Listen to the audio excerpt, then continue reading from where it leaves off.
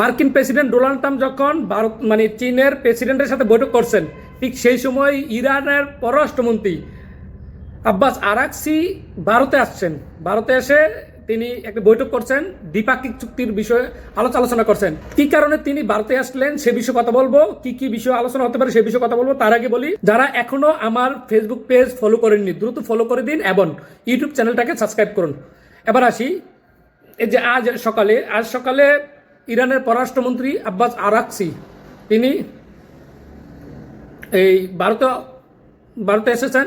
তাকে ভারতের পররাষ্ট্রমন্ত্রী জয়শঙ্কর তাকে রিসিভ করেন। তিনি জানেন যে ভারতের ভিতরে এখন যে ব্রিক্স পররাষ্ট্রমন্ত্রীদের একটি সম্মেলন শুরু হচ্ছে, সেই সম্মেলনে যোগ দেওয়ার জন্য তিনি এসেছেন। সে এই সম্মেলনে আসলেও ভারতের সাথে তিনি মানে একান্ত বৈঠক করবেন।